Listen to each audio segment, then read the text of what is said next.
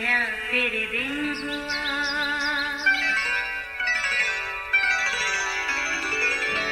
नया फिर दिन हुआ, पुरानी रात का करे सो शुक्र हम खुदा की जात का, खुदा की जात का नया फिर दिन हुआ।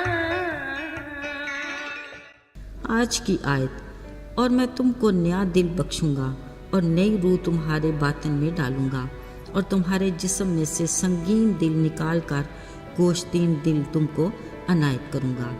हिजकिय्याल 36 बाब 26वीं आयत। अजीज़ो, प्रॉमिस या वादा नाकाबिल एतबार लफ्ज़ है, एक शर्त में मुकीद कुछ अल्फाज जिनके पूरा होने या न होने की कोई गारंटी नहीं।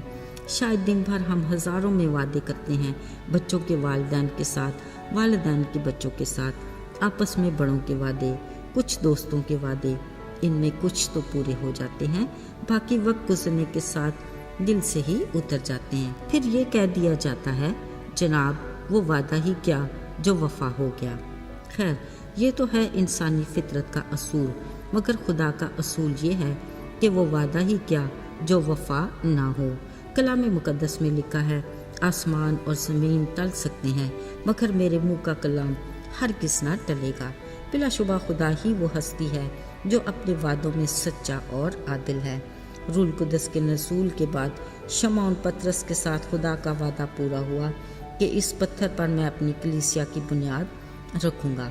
कलाम मुकद्दस में लिखा है कि खुदा का कलाम फैलता गया और बहुत से लोग ईमान लाकर कलीसिया में शामिल होते रहे, लेकिन उसके साथ अबलीसी कुव्वतों ने भी भरपूर कुव्वत के साथ सर उठाया और इनमें साउल नामी शख्स रसूलों पर जुल्म और ईमानदारों को परागंदा करता और कलीसिया को इस तरह तबाह करता कि घर घर घुसकर मर्दों और औरतों को घसीट कर कैद में डाल देता था। अजीज़ों, वो हर वक्त शागिर्दों को धमकाता और उनके कत्ल की धुन में रहता। इसी सिलसिले में उसने सरदार काहिनों से खत मांगा ताकि दमिश्क के इबादत खानों में मर्द और औरतों को बांध कर लाए और यरूशलेम में लाकर उन्हें कैद में डाले। एक दिन वो अपने इसी मंसूबे के तहत पूरी तैयारी के साथ दमिश्क की राह पर गामजन था कि अचानक खुदा अपने पूरे जलाल के साथ उस पर जलवागर हुआ। वो औंधे मुंह जमीन पर गिर गया और पूछने लगा कि आए खुदावन, तू कौन है जिसे वो कौल तेरे मैं सता रहा हूँ। जवाब मिला, मैं यीशु हूँ जिसे तू सताता है, मगर उठ शहर में जा, अब तुझे मैं बताऊंगा कि तुझे क्या करना है। अजीज़ों, कलाम मुकद्दस में साउल की तब्दीली के बारे में लिखा है कि खुदा ने उसके दिल की आंखें खोली, फिर 3 दिन बाद उसने उठकर बपतिस्मा लिया और खुदावंद के फजल के बायस रूल कुदस से भर गया और खा पी कर ताकत पाई। अजीज़ों, खुदा की कुदरत का कमाल देखिए। साउल जैसे जालिम सख्त दिल इंसान को खुदा ने अपनी ऐसी हिकमत से तब्दील किया कि उसके बारे में कहा कि अब से ये कौमों, बादशाहों, बनी इसराइल पर मेरे नाम को जाहिर करने का मेरा चुना हुआ वसीला बनेगा और आगे को उसे मेरे नाम की खातिर दुख उठाना पड़ेगा। बेशक खुदा ने अपने वादे के मुताबिक उसे नया दिल बख्शा, नई रूह उसके बातन में डाली और संगीन दिल निकाल कर गोश्तीन दिल डाला। अजीज़ों, साउल के लिए खुदा की हैरान कुन मगर शानदार मनसूबाबंदी देखिए। दमिश्क, जहाँ वो यीशु का नाम लेने वालों को बांध कर कैद में डालने आया था, अपनी तब्दीली के बाद दमिश्क के इबादत खानों में वो यीशु के नाम की मुनादी करने लगा कि वो खुदा का बेटा है।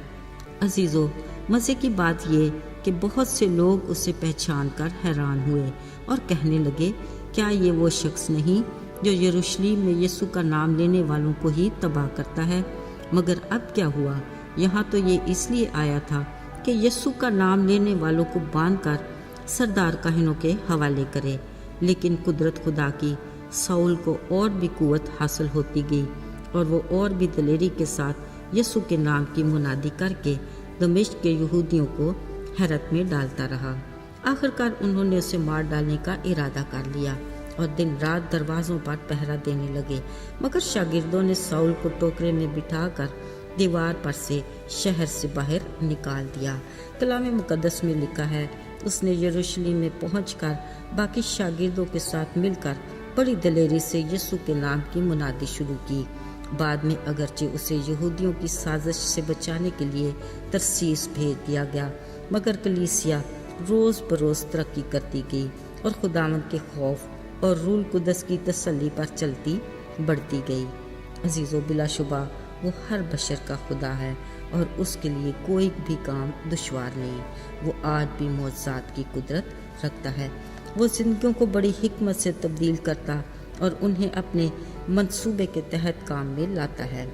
अजीज़ों, आज भी वो साउल जैसे लोगों के मंसूबों को खाक में मिलाकर एक नई तब्दीली के साथ अपने नाम को जलाल देने के लिए इस्तेमाल करता है। यकीनन उसी के नाम को जलाल मिले और उसे इज़्ज़त देते हैं, क्योंकि फ़कत वही इज़्ज़त और जलाल के लायक है। आइए दुआ करें। आए आसमानी बाप, तू जो आसमानों और ज़मीनों का खालिक है, कारखाना कुदरत तेरे इख्तियार से चलता है और हर शय तेरी मर्ज़ी के मुताबिक काम करती है। अगरचे तूने हम इंसानों को आज़ाद मर्ज़ी पर छोड़ा, मगर हम खुद को तेरी मर्ज़ी के ताबे रखना चाहते हैं। तो हमारी ज़िंदगी में तब्दीली ला, ताकि हम तेरे नाम को जलाल देने का वसीला बन सकें। यीशु के नाम में आमीन।